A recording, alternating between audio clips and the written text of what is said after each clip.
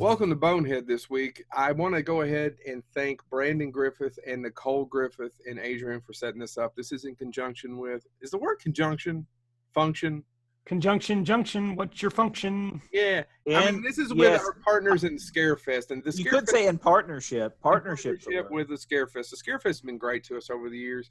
I clearly wouldn't have been doing my moderating gig if it hadn't been for Patty and Scarefest. So I really appreciate all their support. And I wouldn't get all those goose pinches from Brandon every Halloween. So. Yeah, you would have. I know I would have. You're his type. Brandon Griffith is into the tall bald. But we have to thank them because they set this up, and we have a fantastic interview with Joshua Dial from the Tiger King. Joshua Dial was the one who ran the Tiger King's campaign, and he was there 2 years, Chad? 2 years. 2 years living on I'm going to say the ranch, the nut house, whatever you want to call it. It really probably shouldn't be called a zoo. No. At least not that kind of zoo. The compound. The compound. James wasn't able to join us for this one, but the thing I enjoyed so much about this, because I was a little nervous when I admitted up front of how does this go, because this isn't normally a bonehead kind of interview. And we didn't want to talk to him about some things that if you've seen the show, happened that he had to deal with. And he was quite open and wanted to talk about everything.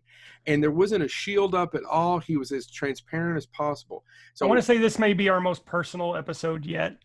I mean, he just bared his soul for us. Yeah, and a little more serious, a little more personal, a lot going on here that you haven't seen before. I felt like we knew the guy then. We're a little friendlier now. Hopefully we can have him back on the show. We've talked about it as things come up in his life. Actually, we may have him back on in a few months. So without further ado, here's our interview with Mr. Joshua Dial from the Tiger King. All right. I have to thank a couple of people who made this happen. The two people off the top of my head are Brandon. I almost forgot Brandon and Nicole Griffith's name. You probably should have had the whole welcome to Bonehead thing first. Well, I know, but welcome to Bonehead, and thank you to Scarefest for letting this happen. We have the honor of interviewing Mr. Joshua Dial. Josh, how are you doing today from Tiger King? Doing fair to middling, as they say down here in the South. That's exactly what we say in Kentucky as well. My God, finally somebody. And now past the gravy. Past the gravy and fair to middling. We actually were doing an interview with somebody from Australia the other day, and we were trying to describe what exactly biscuits and gravy were to him. Oh, bless their hearts. I know. And he told us we ate shit, and you know what? He's right. He's right. Do eat shit. My we don't eat granny, Vegemite. My granny makes a dish that she calls shit on shingles, which is hamburger meat and mushroom soup. Yep. On bread. So so I eat shit too, I guess. A friend of mine is from Pennsylvania, and he calls it Pennsyltucky, and he does shit on a shingle as well. Yeah. Sure. I'll have some shit on the shingles any day, all day long. Love that shit on the shingles. I don't even have to have it on the shingles either. That's awesome. All right, Josh. We have a bunch of questions, but we told you this is going to be a conversation. I'm kind of curious, just to get started, can you tell me a little bit about your background as far as kind of where you grew up? How did you get into politics? Because I got to be honest with you, after watching the whole show, Chad, do you want to go ahead and say what you think of Mr. Dial? Oh. Do you know what I'm talking about? Yeah, it's not bad. No, it's not bad. And this was I want to state that this wasn't the only I'm not the only person who said this. No, we both agreed though. Well, we both agreed, and but I had I work in an office, and of course, the Tiger King is the water cooler moment, right? And you were the topic of discussion for the most of it, and the quote is that Josh, he is the most likable guy in that whole show. And then Chad told me, he said, who are we interviewing? And I told him who, and he goes, well, damn it, he's the only likable one. Right. Yeah, and I get the likable thing all the time, but also get quite often, almost just as often, that I'm just as relatable. And I find it like I try not to laugh because here I am, a guy with bipolar disorder, schizoaffective disorder, every anxiety disorder that is literally in the handbook, and PTSD. And they're like, oh, I could totally relate to you. I'm like, Are you seeing a counselor? Because I have to. Because that's some questions that Chad and I have is that we actually can't relate to why you were there. Yeah. Well, I mean, it's the shiny toy trick. Ooh, look at this shiny little toy I got. And in Joe Exotic's case, his shiny toy was, look at this shiny toy. You can live on an actual zoo. Your office can be in an actual zoo. Your office window can have a view of bears and mating season, baby bears and monkeys, and play with tigers, and look at this shiny toy. And that's how he got all of us there. And I fell for it. I mean, I saw it as an opportunity of a lifetime, and it was an opportunity of a lifetime. And minus having to watch his husband blow his brains out, it was a wonderful experience. So and of course Joe being an asshole, that sucked too. But now he's talking about Joe Exotic. He's not talking about Joe Lewis, Chad. I know, but That calls me an asshole all the time. Usually, reverse, same thing, mirror image. Everybody named Joe. Bazooka Joe, huge dick. Joe's a lot. The other Joe's a lot skinnier than me. Yeah, is Joe the new Karen? Yeah. I actually was hoping it would be Chad, but I haven't told Chad this. The new the male version was Chad. So I got off on a tangent. Back to, so growing up, why were you interested in politics? Because politics is one of those few things that I think I would rather paper cut my gums and drink lemonade than go into. Yeah, so I'm only 31 years old, and I was one of those weird kids because I was sitting in 6th grade life science class when on September 11th, 2001, around 9 o'clock. Meaning when that first plane hit the tower, teacher turned on the TV, and we all sat in class, and teacher included in all, with our mouths open, scared to death. It was a horrible accident, and then we saw the second tower get hit, live. Right. Me as an 11-year-old boy watching that. And I remember just 5 minutes within that second plane hitting, mainly military, but mainly military families were coming and pulling their kids out of school. Lots of people were pulling their kids out of school thinking it was World War III, thinking we're about to go to war. Right. And that night, I went home and I turned on the news. And I started trying to figure out why these people would do this. And since September 11th, 2001, I have watched the news every day. I've cared about what goes on. I remember in 2003, I remember watching the march into Afghanistan, the march into Baghdad. I remember all that very well. I remember the 2004 Republican National Convention where he's now passed away, but a Republican senator named Zell Miller challenged Chris Matthews from MSNBC to a duel. So I was one of those weird kids that was into this. And what I've noticed since September 11, 2001 to where we are here in 2020 is that every day since that day, we have lost liberty after liberty after liberty. Our government no longer secretly spies on us. They openly spy on us. And that's what's kind of shaped, what shaped my career was 9/11. What has put a fire in my belly to fight for the people is to see how many liberties that we have lost, how many lives we've lost, a 20-year war in Afghanistan with thousands of young men dead that should have went on to live wonderful lives, all in the name of what? All in the name of what? Osama bin Laden was killed in, I think, 2010? Why are we still there? Why are we still there? Why are we sacrificing our people for other people's liberty when, frankly, and I know this may, not be politically correct, but that particular region of the world, Afghanistan, Iraq, Iran, they have lived under dictatorship for 10,000 years. Literally the entire existence of civilization, they have lived under a strongman. And it's so ridiculous that we would spend trillions of dollars, thousands of American lives, hundreds of thousands of civilians in a place to give them democracy when they never have had it, never will have it, and frankly, they don't want it.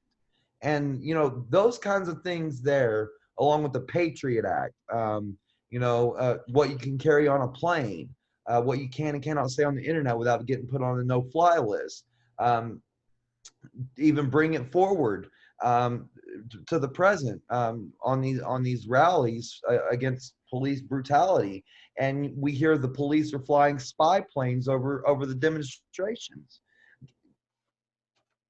The stuff, they think it's okay because 9/11 happened and we're scared, and they think we're still scared, and that's why I'm here.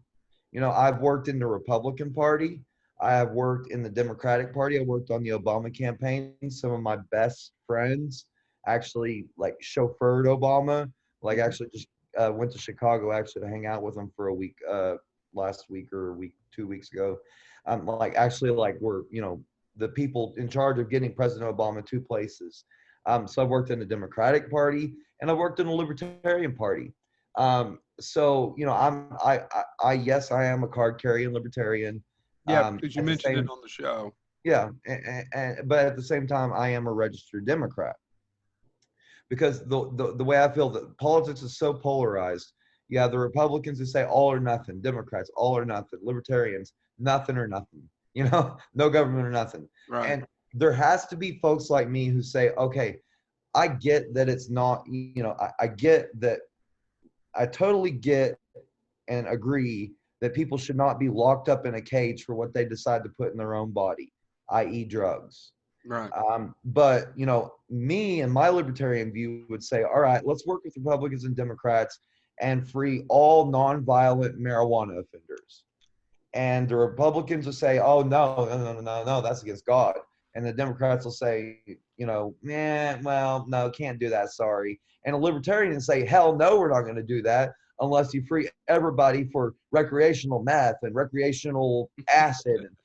So there's no one out there saying, where can we work with the other parties to get incremental change and incremental liberties back and try to gain at least some of the liberties back that we've lost over the last, not only since September 11th, but for the last 100 and 200 years.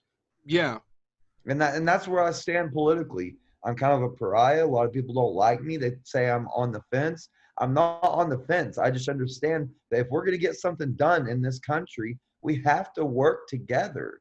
Thomas Jefferson was one of the founding fathers, famously said, the first duty of a politician is to get reelected.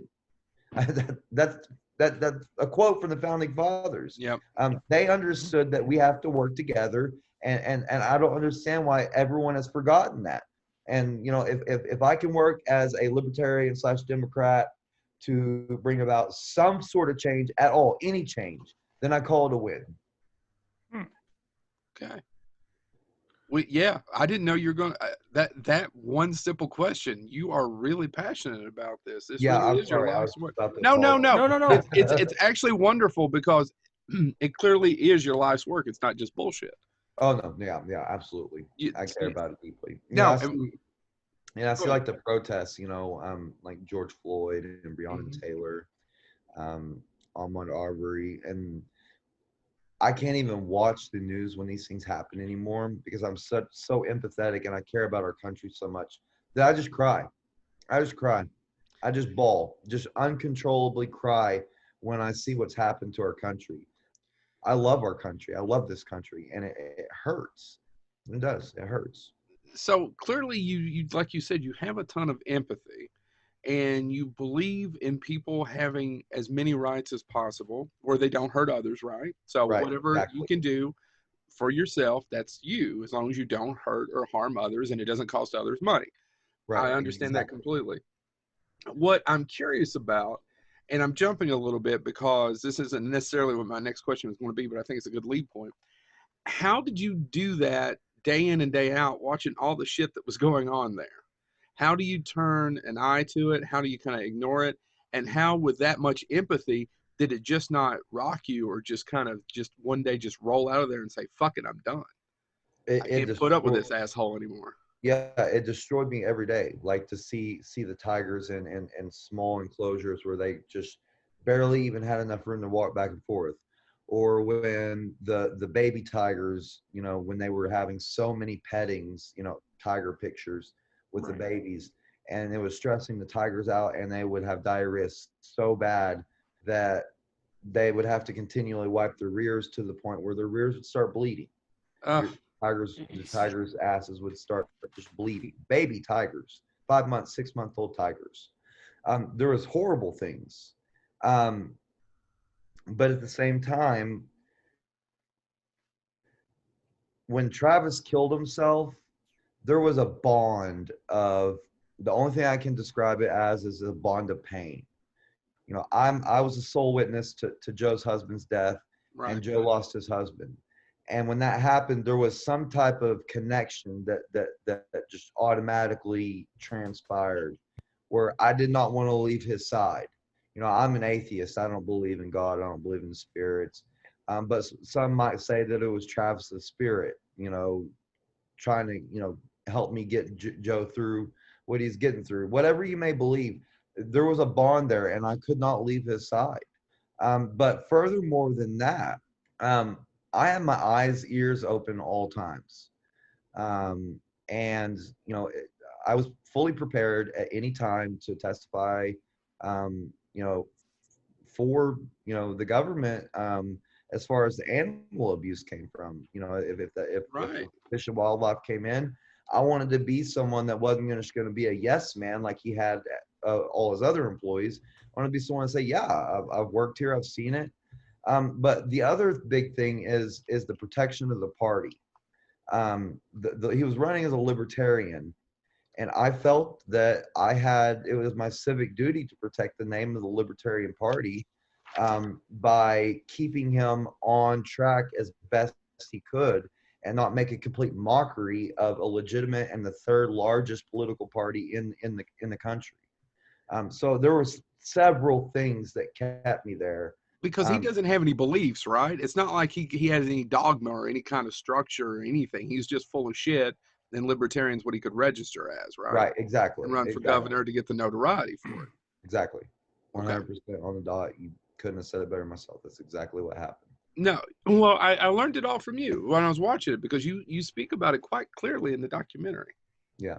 Yeah, and you know, and yeah, most of it was my platform, but you know, you can tell the things that was his platform. Like, we had a van, and it had all his issues, and he was talking about raising taxes on oil companies. Well, that's great if you're a Democrat, but we libertarians don't believe. We believe taxation is theft.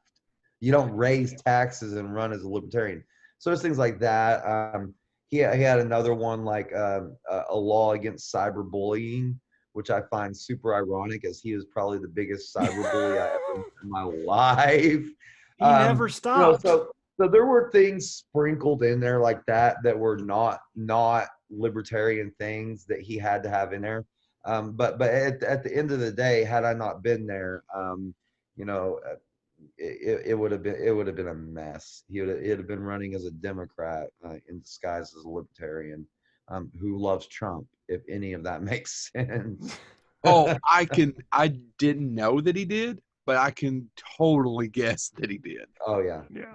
And that was a hard thing for me as a never Trumper. And I did vote for Hillary Clinton in 2016, and a lot of people hate me for it. But Hillary Clinton wouldn't have rolled back the LGBTQ rights like Donald Trump has. Right. Hillary Clinton wouldn't have appointed blatantly conservative Supreme Court justices like Donald Trump has. Hillary Clinton would have managed this pandemic better than Donald Trump has. Well, she knew how government worked. Right. I can imagine that Joe Exotic looked at Hillary Clinton and thought Hillary Clinton was Carol Baskin's to the 17th power.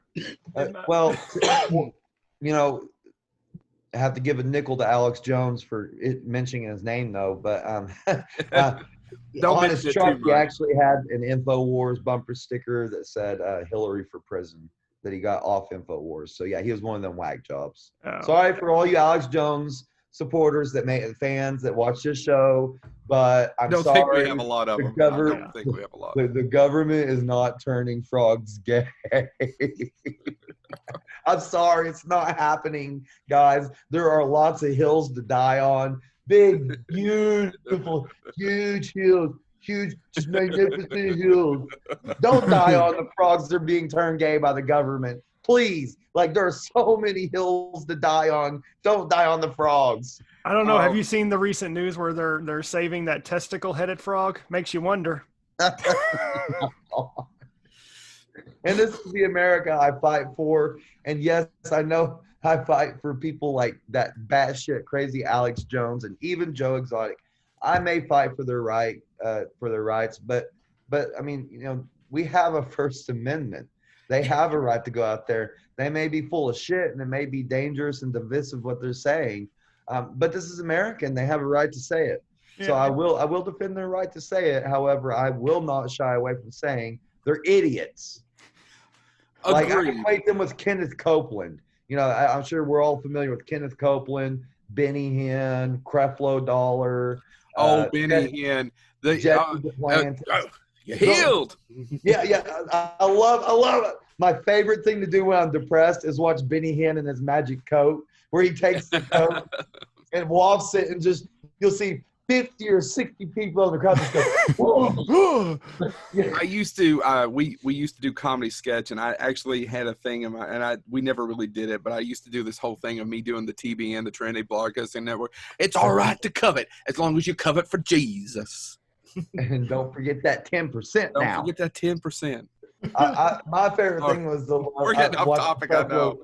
Yeah, Creflo Dollar. If the Lord wants to wish me a $65 million plane, ain't nobody gonna stop me. What? I love it. Sorry, I'm way off topic. No, I do apologize to any Creflo Dollar fans that may be out there that contributed to his G65 project. No. But come on, give me a break. You know, there's so many broken things in America. These people are paying tax-free. They don't pay a dime in taxes. They don't report a dime in what they take in. And they have parsonages. Parsonage is supposed to be a residence that the preacher stays in, tax-free and all that. My uncle's a Baptist minister.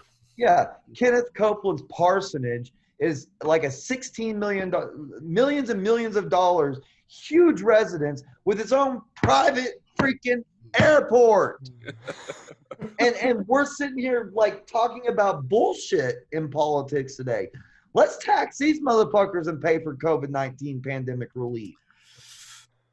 You're not going to get any I don't know that you knew this, but you're not going to get any argument from either one of us. We're both pretty progressive, but I think we're both all about taxation when it comes to some of these people and their billion-dollar religious corporations. Yeah. Well, and, you know, my grandpa was, on my father's side, was a Pentecostal preacher. So I grew up, you know, watching as a kid all the way to adulthood, the you know, I don't know what other to call it than thievery. You know, taking these people's last dimes and saying, oh, well, you donate that offering plate instead of going to the doctor and watch your cancer just be healed. Actually, my step-grandmother is refusing treatment for cancer because she thinks the Lord's going to heal her. So, in other words, my step-grandmother is about to die. I'm all in the name of God. So that's why I have such hard feelings and such really vehement feelings towards religion. So sorry I got off topic there. No, you're okay. No, this is a conversation. We're getting to know each other, and we're clearly having a good time. This is probably slightly more interesting than you thought it would be. Yeah. Well, and plus I got the Mountain Dew to suit me up. That's okay. I'm sitting here with Diet Coke and water and coffee. Sponsored by Mountain Dew. Believe me, if they would sponsor the shit out of us, we'd take the money. Yeah. I'd buy a new movie poster. Yeah. Go ahead, Dad. No, but you know, you kind of just mentioned it about being on the zoo and how just the animal care and the chaos. But what was a typical day like there? I mean, from the documentary and from what I'm hearing from you now, it just seems like it was utter chaos nonstop. Was there ever a slow day where nothing happened? Where someone didn't shoot a gun or do meth? No, not really. You know, a typical day start 8 o'clock sharp in the morning. Everyone has a meeting out with Joe, usually a 10-minute meeting. He usually, you know, cusses people out, threatens people, you know. If the camera's on? No cameras. No oh, cameras. Really? Yeah, no cameras. And then he dismissed us. I'd go into the office and start my campaign work. and I'd just do that. And then at 11:30, I had to get up, get a Canon still camera, go out on tour, take pictures of these people, paying to do the endangered animal tour. And I would do the photography for them, so they would be able to buy a CD afterwards, showing their pictures. Right. Go back to the office after the tour's done, sit down for about an hour, and then go for the next tour, because there's 2 tours a day.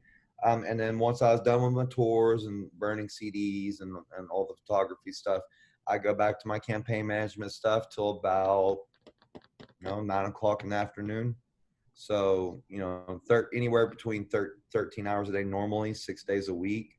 The craziest thing, really one of the craziest things that I even saw, it's quite not as crazy as people think, was the craziest thing I saw was Eric Cowie, who was in the documentary, the alcoholic with the long hair. Right. He actually got his thumb bit off by a bear. And that's one of my questions, by the way. I wanted you to talk about the story about it because you just kind of mentioned it just kind of quickly, but I wanted to hear what happened. Yeah. So, I was sitting at, tours were over. So I was sitting at the computer doing my campaign business, doing my own thing. And, Eric, someone I can't remember who exactly it was. It wasn't Eric. Someone runs in and says, we need a bag of ice. We need a bag of ice right away. We need a Ziploc bag full of ice. I'm thinking, oh shit, what's going on now? And they go back out with the ice, and they come back in, and there's a human finger in that bag of ice. Oh, geez. Here comes Eric, wrapped up, his whole finger just wrapped up with napkins and gauze. And I'm thinking, oh my God. And Joe comes in there and says, the stupid son of a bitch put his finger in, and the goddamn bear bit it off. And he looks at me, puts his hand on his gun, and he said, he's going to the doctor. And if anyone ever says that it was anything other than a chainsaw accident, you're done for. And like a fucking doctor isn't going to be able to tell the difference between a bear biting a finger off and a chainsaw cutting a finger off. But yeah, that was probably one of the wildest things I've seen. One of the funniest things I've seen wasn't really funny at the time. But Joe had these condoms left over from his presidential run, right? Right. Well, he ordered them from China, and the seals were compromised on probably 80% of them. So about 80% of them, they're individual. They look like creamer packets, individual condoms. Yeah. And the seals were compromised on them. So in order to pick out, maybe 5 or 10 condoms to distribute, I'd have to pick up about 50 or 60 condoms, find which ones the seals weren't broken off. But that wasn't the worst part. The worst part was, since the seals were broken on most of them, the lubrication had leaked out onto all of them. So if Joe comes back to the office and said, Josh, I need a few condoms. We have some fans here that want a couple condoms. It'd take me about 5 minutes to get a wet towel, some spray off the condom, wipe off the lubrication. Okay, that was my fault. We had some internet errors. So where did we leave off? You were talking about the bears. Yeah. So and then he put his hand on the gun and said, Yeah. When Eric Cowie got his finger bit off by a bear, and then Joe came in, he was like, this is a chainsaw accident, and anyone says any different, they're done for. That was probably one of the weirdest things that I've seen for sure. I think you definitely topped my stories of working in an office and somebody having their Civil War era sword delivered to the office and waving it around. You beat me. There's no guns and explosions every day there. So so to recap, while we were readjust, we were having a conversation, and I made the point that I actually hadn't watched. And I made a joke the other day about Lion King. And first of all, how many people actually accidentally say Lion King to you instead of Tiger King? Not that many, actually. Okay, well then I'm the one asshole. And I made the joke. The part is that I actually hadn't watched the show till we booked this interview. And then I got entranced in it. And you laid out this bit of information. And what is that, Josh? Yeah, that is that I, to this day, have not watched a single episode of the Tiger King. Not a single episode. Now, I have a follow-up question because you were being interviewed by What's-His-Face for Netflix in the follow-up episode. Joe McHale. Joe McHale, yes. Yeah. And you talked about how the documentary got it spot on. Yeah. But you haven't seen it. Yeah, no, and what he was referring to in the question, and I don't know, what got cut out and what didn't, but what they were getting at is were the people who were in the documentary portrayed correctly? Yeah. And as far as that, yes, they were. Eric is Eric, Rinky is Rinky, I am me, Saf is Saf. And what they were getting at is a lot of people have said, well, y'all were coached. Y'all were told what to say. It was scripted. And none of that is true. It's not. I mean, when we filmed this, we were all under the impression that this was going to be an independent type film that maybe showed up at some IFC film festival. And it was going to be about the preservation of tigers in the wild and in captivity in America. And then, of course, Joe got arrested, and it turned into something completely different. Which leads me to my next question: is did the documentary start after you were already working there? Yeah. While I was working there, they were already shooting. They actually shooting. Okay. Yeah, they were already shooting. They actually captured Joe and his husband Dylan's first date together. That was one of the first times they actually shot was went to a Christmas parade and picked him up. How did that come about? Why did they pick, other than he is, I mean, as fucked up as he is, he's a fascinating character. He's cartoonish how he exists. Right. Yeah. So how do you know why they picked him, or how that all came about? Because it doesn't really explain in the documentary. We don't know that much about the filmmakers, and I'm always curious about that because Chad and I both come from a broadcasting standpoint of why this happened. So, I mean, we know a little bit about Rick Kirkman. We know a little bit about his story and trying to do it. Did you guys overlap? No. So Rick was there before you. Right. Okay. I was just there for a couple of years. You were just there for a couple of years. So I was just curious, did you ever talk to any of the producers of the show, the makers, about why are we doing this? I mean, other than because I have a hard time believing it was about the conservation of the animals. Right. Well, what it was explained to me by the directors, who I still keep in contact with, just because they, Eric's a good guy, and plus I'd be stupid not to. And they've made you famous. Is that Eric had this footage, these guys had this footage, all years of footage, and they sold the rights of the footage to Netflix, and then Netflix then took it and then turned it into what they wanted it to be. Oh, thank you for answering that for me. Yes. Yeah, because I thought they were the ones who put it together. I didn't realize it was a Netflix thing. No, they shot all the footage, did all the interviews, and then sold their footage to Netflix. Netflix turned it into what we have today. Okay. Yeah, because I was kind of curious about that, about the fact that. So I knew about Joe Exotic before all this because he was joke material for a morning talk show that I talk about or that I listen to.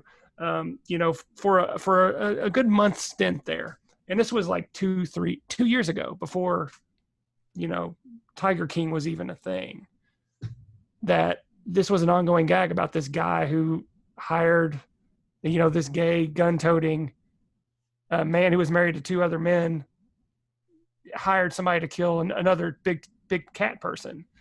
So what I'm leading into is like, how does it go from, having this experience in your life, being there for the documentary, and then that lag of, you had one idea of what you thought this was going to be, to now you're essentially what is a reality TV star. I mean, how how is your brain even coping adjusting to that? It's not adjusting to it at all.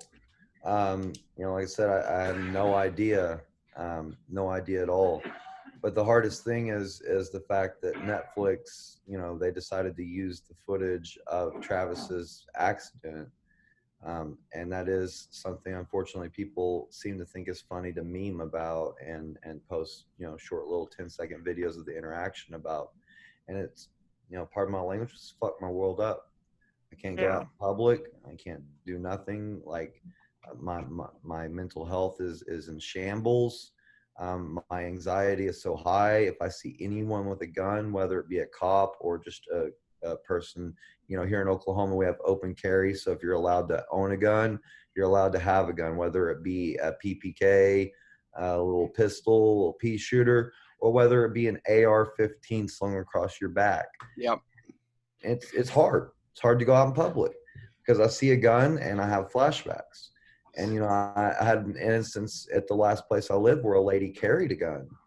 And, first of all, she's carrying a gun. Second of all, she was an alcoholic. So there's a couple layers there. But, I mean, how am I supposed to explain to people I can't stand to be around this person because they're carrying a gun? Right. People don't understand that or don't care. And so it's hard. Like I still am still unemployed, can't find a job. It sucks. I don't want to leave the house. I don't want to go out in public. It sucks. It sucks. Yeah. It sucks. I wish it would have just never happened to me. I really do. So that leads, to just let our viewers know, one of the things that when we were texting back and forth and you were asking me what this was going to be like, and I said, well, we really don't want to bring this up. And you actually, I don't know that you encouraged it, but you said do not, because Chad and I didn't want to talk about it because we both thought this has got to be, I agree with you. And as mean as we are to some folks, and we're really not that mean, we're more just jokative. We didn't want to bring it up because we felt like it'd be too traumatic. And on top of that, it's not like you could have stopped it. It's not like it was any, I mean, the questions that people ask you have to be asinine. Is like, well, how did that affect you? Well, of course it fucked you up. Of course it sucks watching someone accidentally shoot themselves because they're not, I don't want to speak ill of the day, but I mean, being an idiot. Right. And on meth. Right. He was on meth, which is a horrible drug. I am a libertarian, and I don't believe that people should be thrown in cages for what they put in their body. However, I do believe methamphetamine should remain illegal because most of the time, more often than not, when people put meth inside their body, they end up harming other people, their family and their loved ones. So I do not ever, I am a firm advocate against methamphetamine. And, this is going to sound really evil of me, but if every single gram of methamphetamine was poisoned without anybody's knowledge right now, this very second as I spoke, and no one was told about it, and everyone that abuses meth died, I wouldn't cry. I'd celebrate. That's how much I hate that drug. That drug is the reason that I cannot go to sleep at night. That's the drug that caused Travis to kill himself. That's the drug that has ruined families all across the country, including my own, with my own family struggling with meth. I would not cry, not one bit. I would celebrate. I would throw a fucking party. Yeah. That's how I feel about it. Right. Well, I'm sorry. I know that's intense, but that's, No, I mean, you're from Oklahoma and we're from Kentucky, and obviously we both know what meth does to communities, especially rural communities. Yeah. All right. So I've got to, let's lighten it up a little bit. People hate, you said they hated Joe in Oklahoma, but he got a pretty big, I was actually impressed for as many votes as he did get. Do you take credit for that? Because you probably should. Yeah, I mean, without me. How many votes did he get? What was the percentage? Yeah, so here's the thing, and I'm not one to brag. I mean, this is your time to brag. This is no. Let me explain. So what the documentary didn't make clear is Joe, our campaign, we were running a primary, right? Right. So we came in 13% of the vote, or 13, 16% of the vote. I think it's 16 actually. Yeah. In a primary. Now, how many people were registered to vote in that primary? Only 5,000. So how many people actually voted in that primary? That would be 4,000. So out of 4,000 possible votes, he got 663 votes. So, Man, that's only 3 votes away from being a terrible sign. right. Well, and I'm an atheist, and that's actually my favorite number. So that's the only thing I was thrilled about. We got so close to 666. And I did that math in my head, people. Yeah.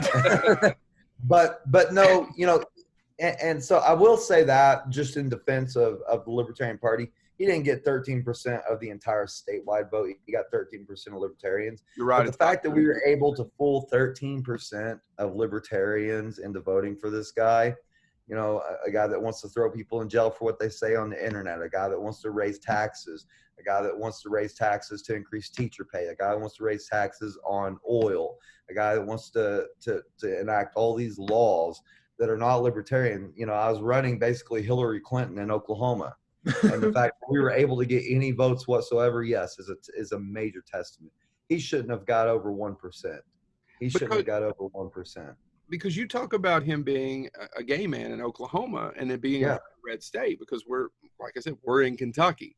Yeah. And I was impressed. I wanted to give you props about that, but you're right. The documentary doesn't make that quite clear. No. Yeah, no, it doesn't make it clear, but still, at the end of the day, I got him into all the debates, all the forums.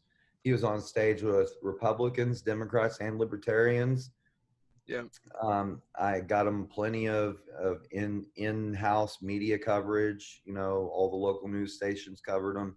I got him, took him on trips up to Oklahoma City and got in-studio interviews.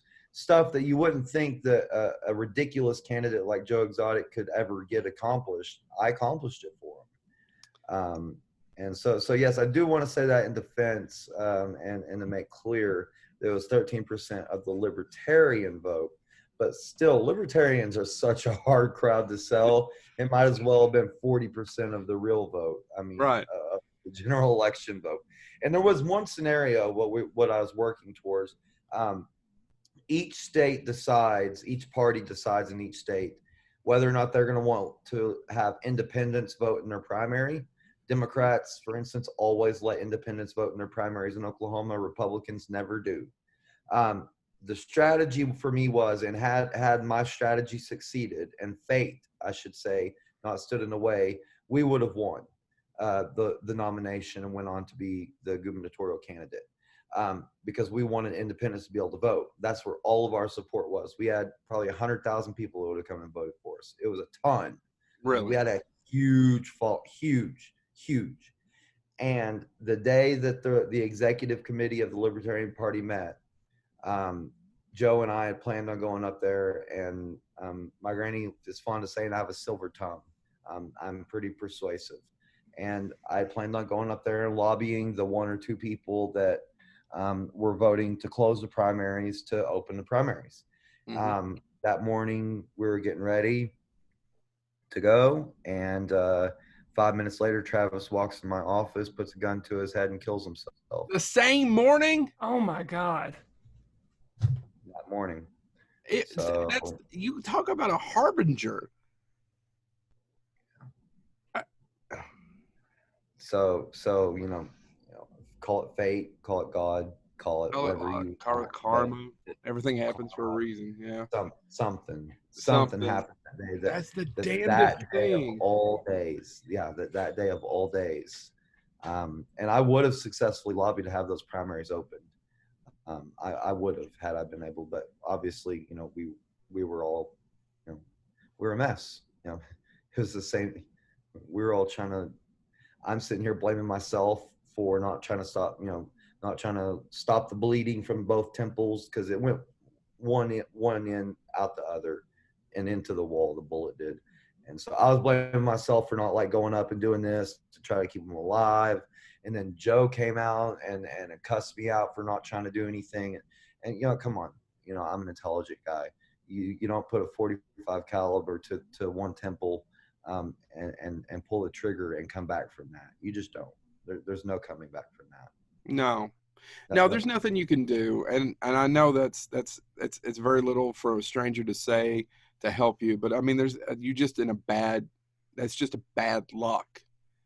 It's a bad experience. We're surrounded by bad people, which leads me to my next question: is you seem once again you talk about being empathetic, and you seem like a very empathetic guy, but some of these assholes like Jeff Lowe, this Alan Glover, did he not give you just the creeps?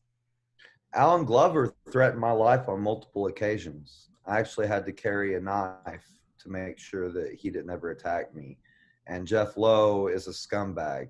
But the thing is, Jeff Lowe was at the zoo maybe, you know, once every 3 months. Yeah.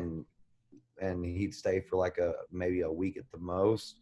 And then he'd make enough money, get enough money from the zoo, go to Vegas, spend it on blowing hookers. So I never really had to deal with Jeff Lowe. Did have to deal with Alan Glover, and Alan Glover's a meth addict, an alcoholic, and a very dangerous man, but not a hitman. Not a hitman. Yeah, he doesn't. He looks more like a murderer of passion. He got pissed and killed somebody, but to actually premeditate and lay it all out and go down to Florida and snipe someone, I agree with you 100%. You're watching it going, that asshole is not that guy. Yeah, not near smart enough. No, not smart enough or calculating enough. But that, and once again, talking about how people empathize with you, that's the one where I have a hard time. Is like, I think I want to run for the hills when this crazy son of a bitch is around. Yeah. So, but go ahead. Yeah. But I mean, you know, at this point, I had, you know, upwards of 1,000 people that truly believed in Joe's message, that truly believed in Joe's politics and my message and my politics. And I didn't want to let them down. You know, I felt like I was serving my state. I felt like I was serving my country by contributing to the political discourse and making sure these people, because most of the people we signed up, I'd imagine of the 660 odd people that voted for Joe, I probably registered at least half, if not 3/4 of those people to vote myself. They were all new voters. And the burden was on me to say, am I just going to give up, let Joe hire some, you know, Trumpian bootlicker and run a Trump campaign for the rest of his campaign, and let these people who I've registered to vote and I've brought into the political discourse for the first time in their life, I owe it to them. I owe it to my country. I owe it to my state. I owe it to the Libertarian Party to see this thing through. And that's what I did. Yeah. So I got to ask, with the Tiger King and the success that it's had, I mean, you're still live in that general area in Oklahoma, right? Near Wynwood? No, I live up in Stillwater, Oklahoma. Okay. Home of OSU Cowboys. Go Cowboys. I hate sports, but I mean, it's obligatory now that I live in Oklahoma State University. We both work at a university, and there's a friend of mine who's a chemistry professor, and she's from Oklahoma, and I have to hear about your all's football all the damn time. So I get it. I'm tired of hearing about our damn football too. I was in the band in high school, and our team sucked. Like we went to state every year, and they like maybe won one game a year. So it was like one of them classic, like everyone's here to see the band. So, so that's the extent of my knowledge of football. Is sitting in the stands, playing the trumpet, and watching from one eye as it goes on. Yeah. As they lose horribly, because I wasn't in band, but yeah, I had to videotape my high school football games, and we never won a game. Period. It's like, why am I here? Who's going to watch this? But no, I was just kind of curious if with all the fame that Tiger King has life changed in Oklahoma even slightly? It would have seemed like there had been some craziness going on following that.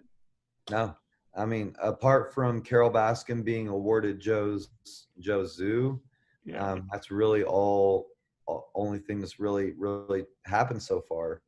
Do you have any thoughts on that? Because I was kind of curious about your thoughts on Carol Baskin. Yeah, here's the thing. Joe's judgment.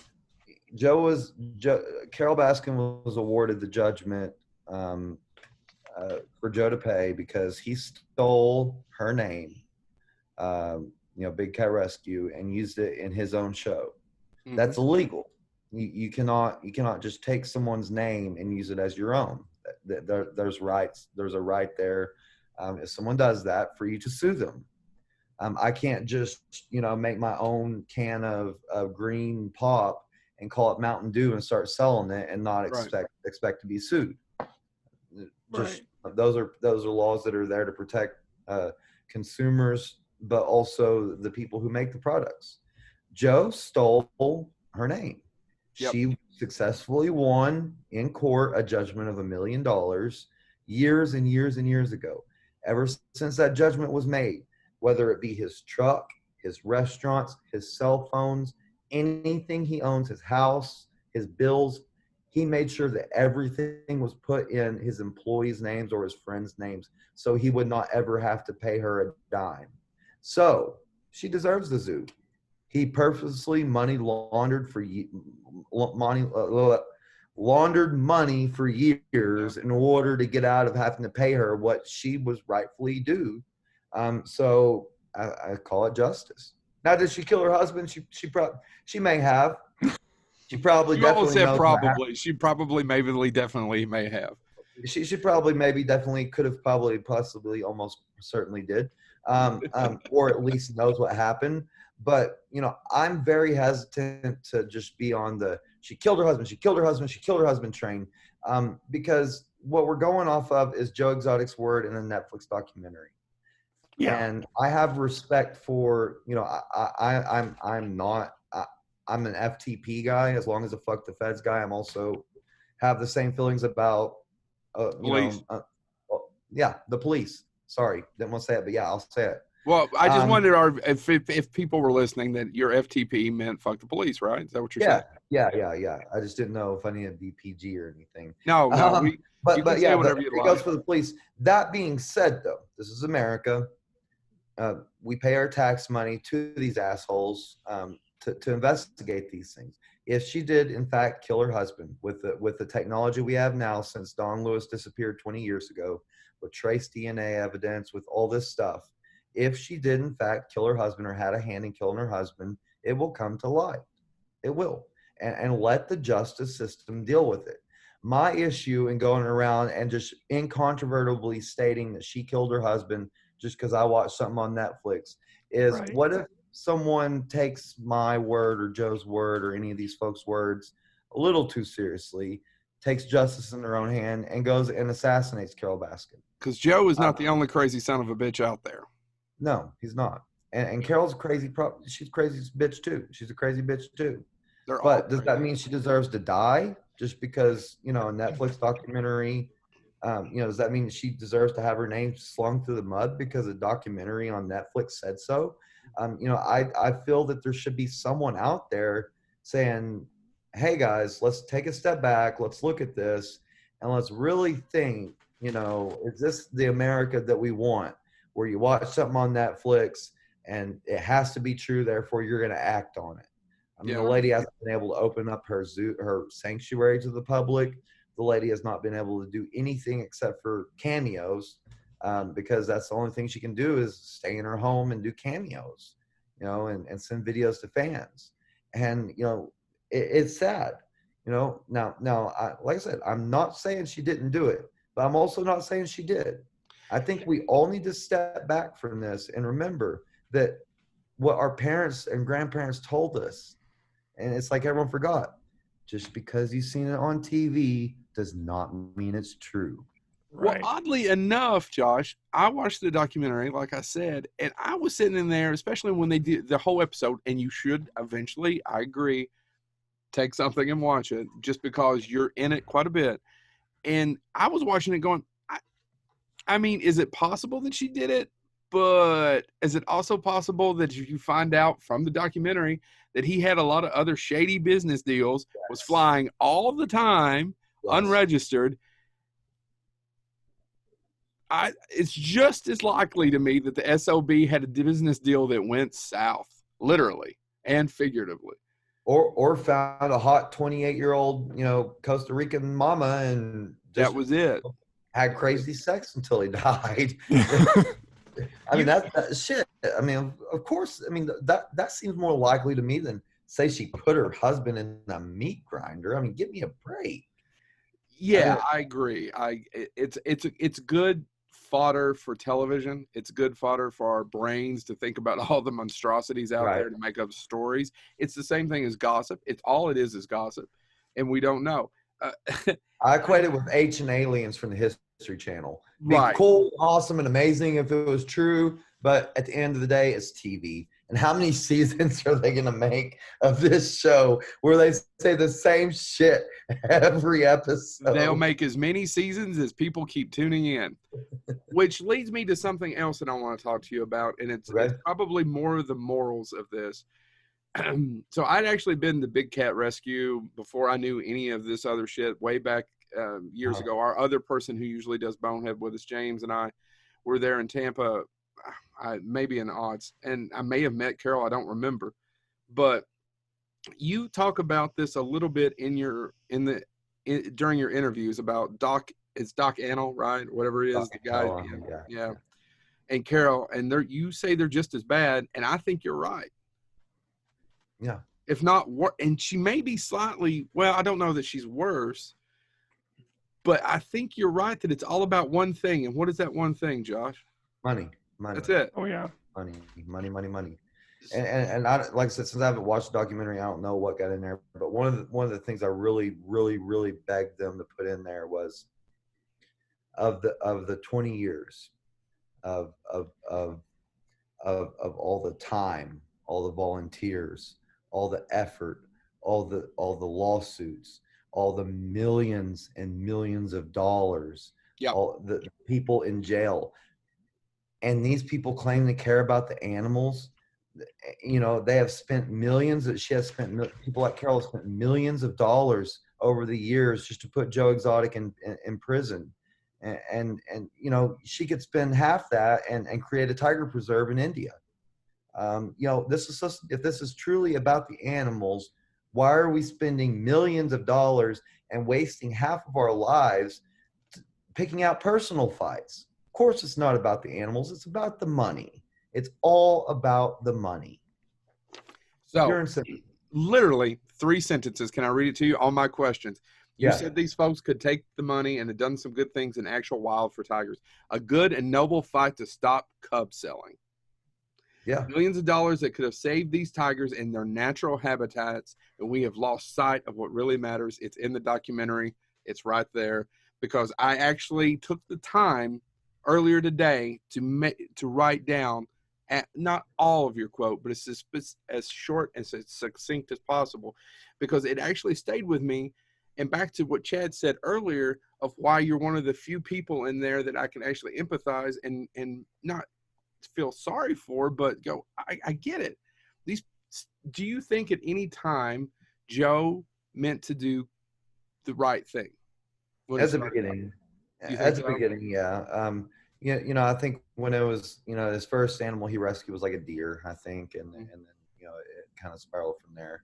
I'm not the person to be able to tell you, no, that's okay. X year, he stopped. I think probably when he started doing his magic and got that taste of power. I'm a big Star Wars fan, and I'm wearing my Snow Trooper. Do you see the shelf behind me there with all of it? Yeah.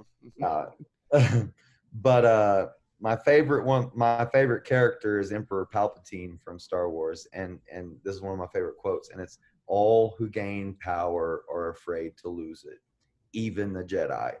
And I would just replace Jedi with Joe Exotic. He got a taste of power, and he was afraid to lose it. The only thing he was afraid of was losing his power, which eventually, of course, he did. And I know that's total, like, I hope you don't have to pay like $1,000 to Disney per second for what I just said. No. I think you're absolutely right. I mean, there's so many things in Star Wars that translate to real life, and I can't explain it any better than that. George Lucas hit the nail on the head on that one. But absolutely. Okay. All right. I have a couple more questions. Shad, you got another question ready? I'll go for it. Okay. What's the best and worst thing that and you haven't seen the documentary, so this question's kind of hard, but what's one of the best things about Joe that we may not know? There may not be anything, but most people have, most people are good and evil, right? So most of us are just made up and have problems, and that's what makes us interesting, and that's what makes us people. But I wonder what is one of the good things about Joe. Because by the way, I'm not defending Joe. I'm just curious. No. And I can think of, he was a hard worker. Really? That's it. That's it. That's it. Because, you'll see folks, and I've even got on my social media pictures of him feeding the homeless and giving blankets and stuff to the homeless on Christmas. Looks great, right? Oh, wow, Joe's such a great person. The story behind that is that he stayed in that limo, made me go out to these homeless folks, ask if they would mind taking a picture with a gubernatorial candidate, and then I would give the thumbs up to Joe. He'd literally run out of his limo with a box of food, pose just long enough, and I mean literally seconds, just long enough for me to take a picture, run right back in the limo. Now ask him, hey, I'm running for governor. What can I do for you? Is there something, if I make it to the mansion, is there something that I'm going to be able to help you with? What are your problems? What do you see on the streets? None of that. He had Easter and Thanksgiving dinners. But guess what? There was no dinners unless there was cameras rolling and a press release sent out to all the news stations. He opened the park up for free sometimes, but not unless there's a press release and cameras rolling. He did a Make-A-Wish Foundation type of thing where he took baby animals to sick and dying kids, but not unless a camera was rolling. And in fact, most of those kids that he did that with are in his music videos. If you watch all his music videos, you can see pictures of him, giving a baby tiger to, bless their hearts, and I'm sure they passed, but 3-4-year-old, babies with leukemia and no hair, and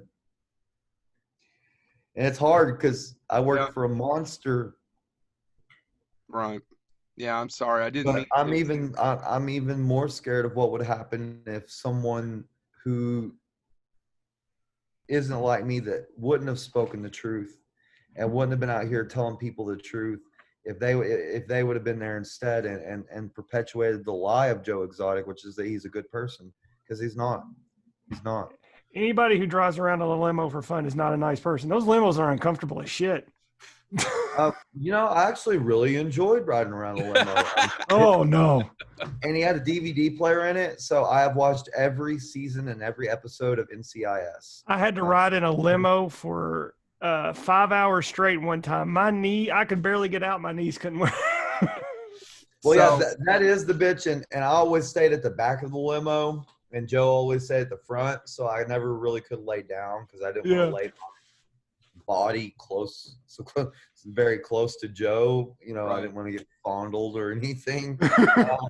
Even though, being 20 at the time, 28 but you're not his type. Right, because I was 28, so I was about 10 or 15 years too old for him. Right. Well, shit. I'm serious. No, I believe you. I believe you told Joe McHale that you were you'd aged out by 10 years. Yeah, he liked them young and dumb. Yep. Young and dumb. You were talking about being kind of the speaker of the gods, basically the speaker for some of these animals and some of the people that came and went and were beaten up. So the feds, you said being nervous about the feds coming and talk to you. How much did you talk to? Are you able to talk about that, of how much you were able to give for the case? Yeah, I gave nothing for the case.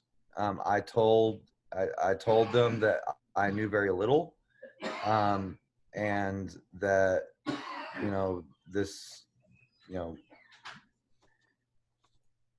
basically when they contacted me, they told me they already had everything they needed. But if there was anything else that I might be able to add, that I either needed to be on Team Joe or Team Government. Yeah. And that was scary as hell. But I told them flat out, I said, I don't want to be involved in this. Right. I said, I'm not going to testify on y'all's behalfs. I'm not going to testify on Joe's behalf. And I didn't either. And Joe's lawyer did ask me. I mean, he reached out to me and asked me, will you please testify? And I told him no. And the reason I told him no is because had they put me on that stand, I would have told the truth. And they did not want you telling the truth. No, they wanted, yeah. Well, I guess they didn't think it through. They thought I would lie for Joe. Because like I said, the lawyer asked me to testify. And I told him, I said, look, no, I'm not going to do it simply for the fact that I would hurt your case. I would get on that stand and I would tell the truth. I would not lie under oath at a federal trial. Right. On top of not even considering the fact that this man just put me through hell and basically ruined my life, and I'm still trying to recover from it, years later. So there's those emotions, but also the fact I'm not going to lie under oath at a federal trial. I'm not going to do it. It would just hurt him. And Joe stopped talking to me once I told his lawyer that. Haven't spoken to him since. And hasn't it been wonderful? It has. What really bothers me is his fans come after me, because I do call for clemency. And for those that don't realize, there's kind of two get out of jail free cards. There's pardon, which is you're free to go. Sorry. And then there's clemency, where the government says, well, maybe we're a little too harsh on you. Let's take 10 years off your sentence. You can get out and be a free man a little bit earlier. I have called for clemency. Why do you think he deserves less of a sentence? Other than there's other assholes that were involved in this who didn't go to jail. Right. That's definitely a factor. But my issue is I have a problem when the FBI and federal government can put a wire on someone. And back in the day, which I'm the only 31, but I'm a history buff. Back in the day, they called this entrapment. Yeah. When the government talked you into doing a crime. It's called entrapment. It used to be illegal, I thought. Yeah, and I saw the Sean Connery movie. Yeah. I don't believe in entrapment. So for that very fact, I believe the sentence should be lessened, because I don't believe I don't believe in entrapment. I don't believe it's the federal government's job to try to get someone to commit a crime. And had that person not been wearing a wire and asked Joe if he wanted Carol killed, then I just can't. But he told everyone he wanted Carol dead. Sure he did. But I also tell everyone that that I'm the biggest Beatles fan in the world. But I'm sure you guys yourselves could probably put me to shame on Beatles trivia. Probably we not. all say things. I love the Beatles. Joe's all 38 special all the time. Hold on mostly, bitches. And don't let go. Sorry, now I'm going to start thinking. It's just hard. And then I'm not going to lie, there's just still a lot of emotions that I have to deal with. And it's just a lot to deal with, but I can't support entrapment. Yeah. I just can't. And that's why I believe that, I'm not saying that the guy should be free tomorrow. He should at least sit in there for a good 10 years, maybe even 15, but maybe take 7 off for the entrapment. And I think that would be a little bit more fair. And maybe send some of these other assholes in there with him. Absolutely. Right? Like Jeff Lowe and that tubby bastard James Garrettson. Yeah. Garrettson's one of the ones that helped set him up. So Right. Yeah. So some of these people are just as bad, if not worse, than him. All right, they are. But I just gotta come back to this. Like, as we're seeing places like Chicago, Albuquerque, Portland, as we're seeing the federal government send paramilitary forces, unmarked military forces, ripping people off the streets unmarked vehicles, Mm-hmm. and our government is doing this. So especially in that light, I really do have a hard time condoning what they did with Joe. I really do. This is not the like I said before, this is not the government I voted for. Right. But at the same time, I think if Hillary Clinton would have won, she'd have done the same thing to Joe. Yeah. I think if Barack Obama would have done the same thing, and I would be equally against it. But where are we in America when it's okay for our own government to talk us into doing a crime? Yes, maybe we've talked about saying it before, and say, oh, well, we want her dead, or I want him dead. I once said I wanted my fiance dead because he pissed me off. Does that mean I really wanted him dead? No. Does it mean I'm going to kill him? Hell no. I love him. So people say things, but does that give the right for the federal government to come in and say, oh, well, you said this, we're going to get you to say this on tape and send you to prison? I think it's a scary time in America when the federal government can just do this to you and get away with it, and people aren't even talking about it. I think that's a really good. It's a good place for us to end the interview. We have some Facebook questions here, but most of them I think we covered. Other than there's one person who asked about how about compensation, and I am slightly curious, not about your compensation, but did Joe make a lot of money there? Because there was a lot of I kept watching these people drive new trucks, new things. Was there that much money in that place? I'm sure he was making a ton of money. The thing about Joe, and I'm glad of this actually, because it didn't get me wrapped up in any more of his impropriety, is that if it had anything to do with money, it stayed with Joe and only Joe. Yeah. Like, for instance, I was a campaign manager, but my name was not on the bank account for the campaign. Like, that's how tightly he kept everything locked down. But yes, he made tons of money, enough money to, keep his husbands in pounds of weed at a time, ounces of meth at a time, all new vehicles, 4-wheelers, brand new guns, everything. Yeah. Nicest phones, nicest everything. He lived like a king. The Tiger King truly did live like a king. And back to, what was your Palpatine quote from Star Wars? All who gain power are afraid to lose it. I can't. Exotic. And I can't think of a better way to end an interview. Really, what I want to talk about now is, what do you have coming on? What do you got going on? I know you're trying to do Cameo. Can you tell us a little bit about that? Can you tell us about your live tour? Because we really want to promote the hell out of it. We actually probably need to. Are you on social media where we can connect you to some of our people who listen? Just go ahead and give us the whole. I suck at social media, so I've got a Facebook, Joshua Dial. I'm the only Joshua Dial that has maxed out friends. So I can't add you. That's so sad. Well, actually, I've left like 13 spots available, and then I lose supporters quite often when I go on my tangents about how the federal government's overstepping it and we need a new president. So there's probably plenty more spots. A lot of people are going to support that.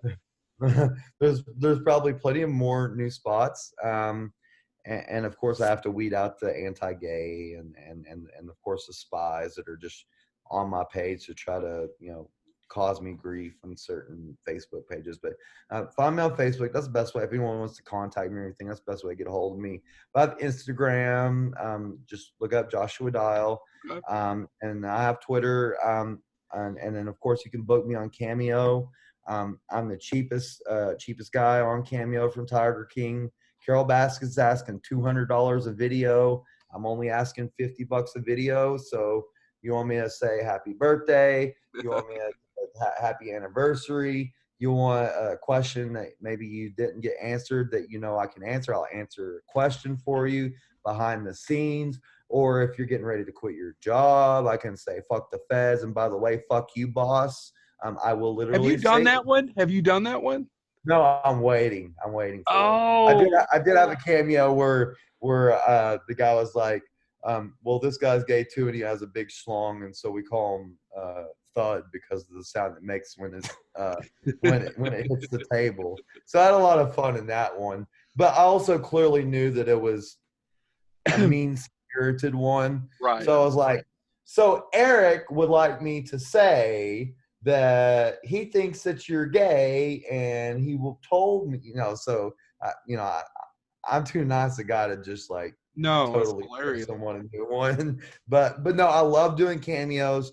Helps me keep going. And then January, which, if you live in a city with a casino, a venue of any type, theater hall, we're doing a Tiger King live show. It's going to be myself, John Rinke, Saf, and then Barbara that work for Doc and Tell. Us four, we're going to go on a speaking tour. We're going to do behind the scenes stuff. Trust me, as crazy as some of the stuff I've said on this interview is, it's not even the tip of the iceberg. I feel like I could have sat here and dug for 2 hours. And trust me, I have more material than 2 hours. Yeah. It's unbelievable. But we're going to be doing a tour, so we're hoping to hit 100 cities. So, if you got a casino or, like I said, a venue in town, let them know you want the Tiger King live show, and we'll be there. I'm super excited about it. I have yet to get to really see the whole country, and I really want to speak truth to people, because I think so many people were fooled and given a misconception. And I will drop this one piece of news. I can't say who, but some very prominent people are working on Tiger King Part 2. Really? Yes. And I've already done interviews for them. Really? Yes, but I can't say what company's doing it, what directors are doing it, but it is coming. I know that the movie is also coming. Yeah, there is a movie coming, but yes, there will be a Part 2. Chad, can I ask the most lamest cliche question of all time that I bet Josh has gotten 4,000 times? Go for it. Who do you want to play you? I knew it. It's the easiest question on earth. But I couldn't, now that you brought it up, I wasn't going to ask it. I didn't even have it written down. It's such a lame question, but who would you like to play you? Well, the difficult thing is like, I'm sure you can tell I've lost like 50 or 60 pounds since I filmed Tiger King. So if we're talking like Tiger King Josh, I don't know. But the slim down Josh, I don't know either. That's okay. All I know is if I had to just just pick anybody, it'd be Mark Ruffalo, because he's sexy and he's a fellow liberal and he supports LGBT rights, and I love Mark Ruffalo. So Mark, if you're out there, I love you. Yeah, I'm sorry, we're not that famous. Mark isn't showing up for this spot. We will tag you in this video. We will, as far as I'll send you some messages later on, as especially when you get the tour dates kind of set out, and hopefully COVID allows all this to happen next year. I know it. Right? Yeah.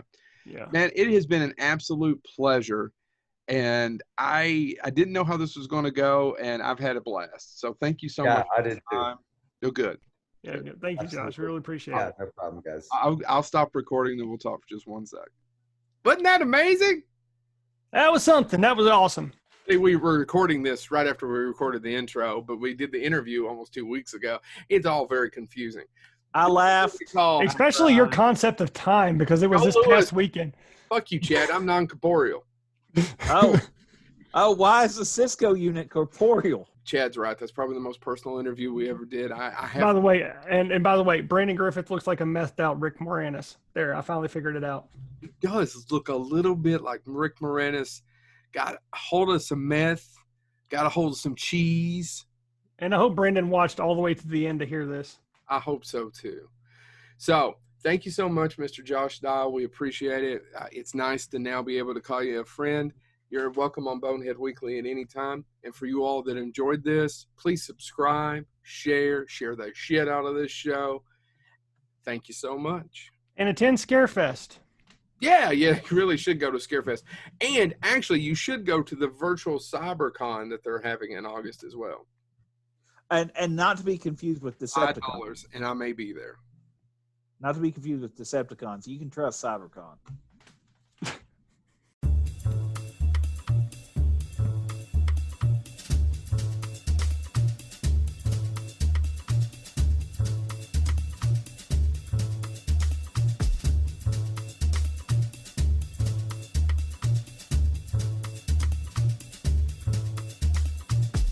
Bye.